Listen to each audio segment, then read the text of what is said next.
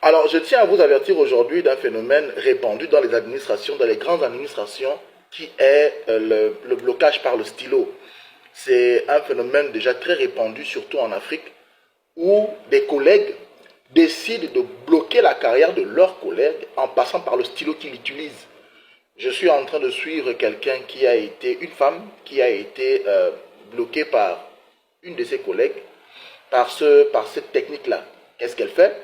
Elle vient dans ton bureau, comme ça, et elle te dit, passe-moi d'abord ton stylo, s'il te plaît, j'ai envie de vite écrire quelque chose. Elle prend ton stylo, elle part. Et elle revient 2 ou 3 jours après avec ton stylo. Ah, au fait, j'ai ton stylo avec moi là, tiens, reprends ton stylo.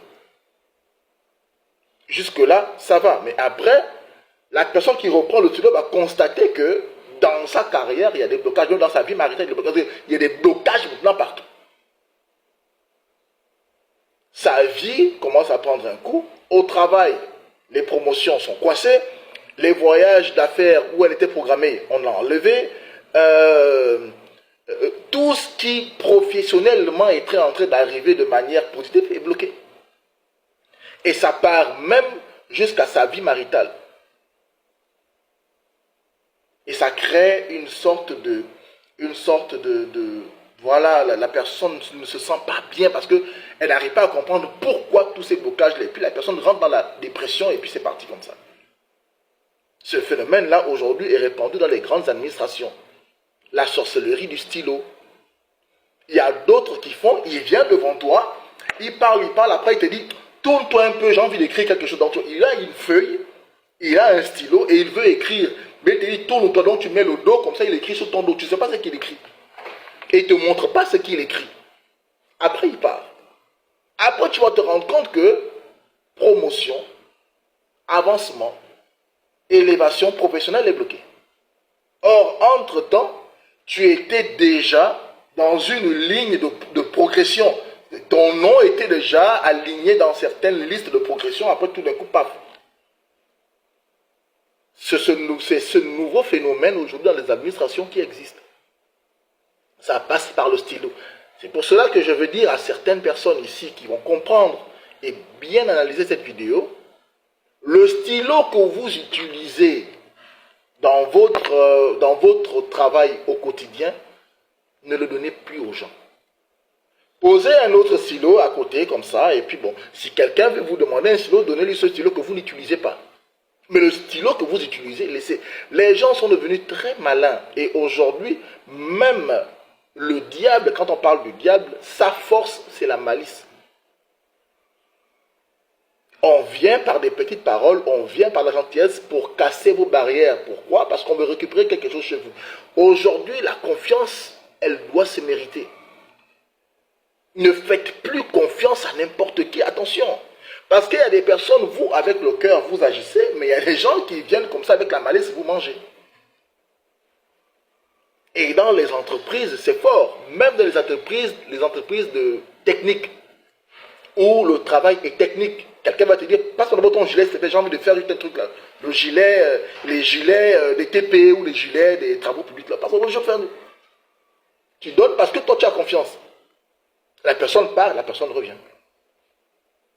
Et tu te rends compte que après, depuis un moment, tout est bloqué. Toi, tu vas commencer à accuser les sorciers de ta famille. Or, ce sont tes collègues qui te font ça.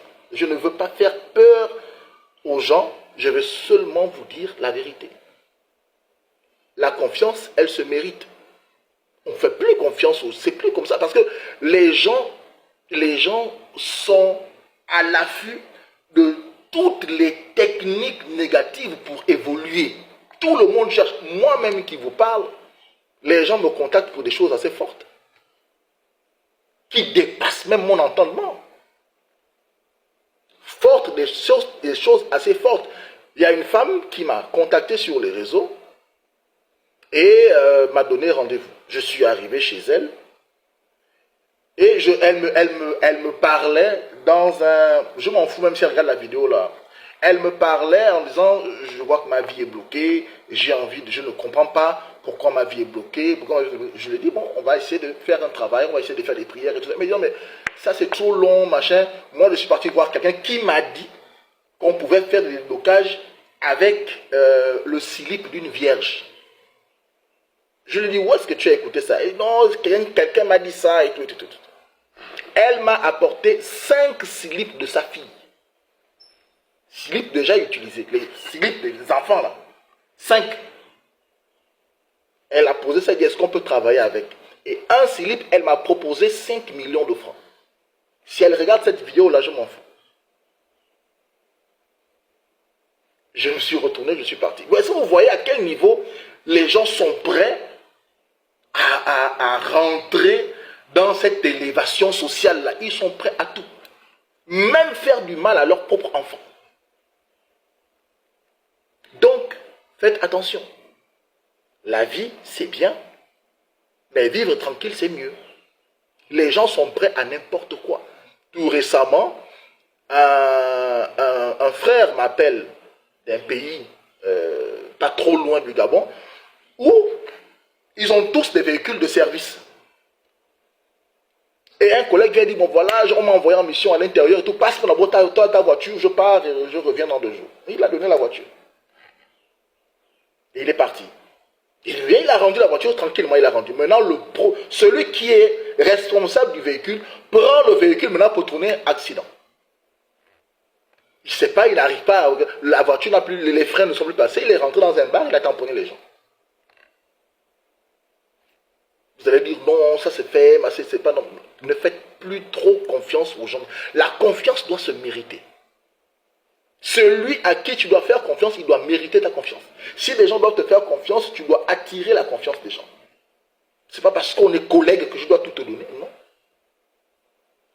Ce n'est pas parce qu'on est collègue, on est dans le même bureau que tu dois tout avoir de moi, je suis désolé. Ou bien ce n'est pas parce qu'on est collègue, on est dans le même bureau que tu dois tout savoir de moi. Jamais.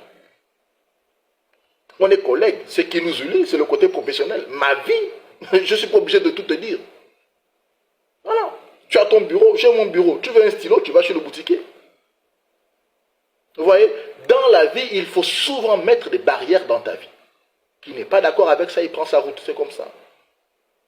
Je tenais juste à avertir qu'aujourd'hui, il y a un nouveau phénomène qui existe dans les administrations, c'est la sorcellerie blocage par le stylo. Ils viennent te dire, s'il te plaît, pardon, donne-moi ton stylo, j'ai envie d'écrire quelque chose. Tu ne donnes pas, il est parti. Le stylo avec lequel il t'a vu écrire, c'est qu'au même moment que tu es en train d'écrire, c'est le stylo que tu as en main, c'est ce qu'il veut. Et il revient 2 jours après, comme quelqu'un qui a oublié. Ah, au fait, j'ai ton stylo avec moi là. Tiens. Tu reprends, tu écris encore. C'est fini. Tout va chez lui.